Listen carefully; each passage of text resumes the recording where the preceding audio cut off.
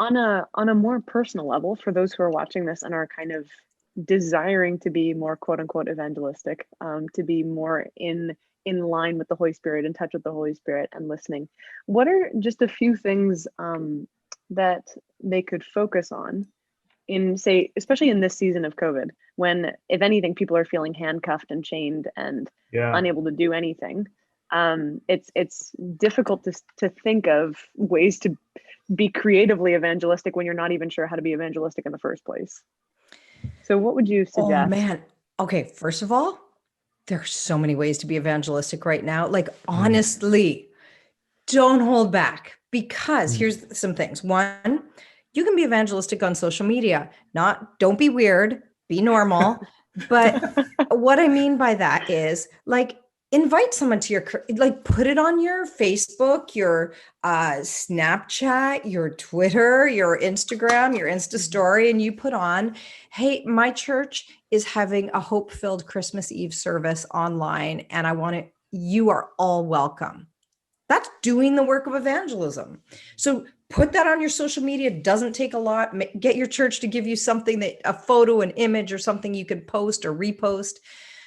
Secondly, you can put an alpha story anywhere on your social media and say, would you join me on an alpha? That's mhm. evangelism. Third thing is, anytime you feel a twinge in your spirit that you're thinking of someone, don't wonder if that's God. Mhm. Assume it's God. Always default to assuming it's God and call them. So I know I can be going about a day and I'll suddenly think of someone randomly. And 9 times out of 10, I won't call them. I'll just think, oh, that I should at some point. But whenever I do, I realize, oh, that was the Holy Spirit. So default Mhm. to believing the Holy Spirit has given you a name. Call, email, text, and say, hey, I was thinking of you today. How are you? Encouragement is the biggest form of evangelism right now, of encouraging people and coming alongside and listening and giving them community, and then inviting them to be part of what you're a part of. So don't miss out on this opportunity. I cannot tell you how many spiritual conversations I've had with people. This is our moment. Regardless of if you feel confident or not, put something on social media and see who responds. Listen to the Holy Spirit and respond. And then just invite. You just say, hey, would you like to join me? That's how simple invitation is. That's awesome.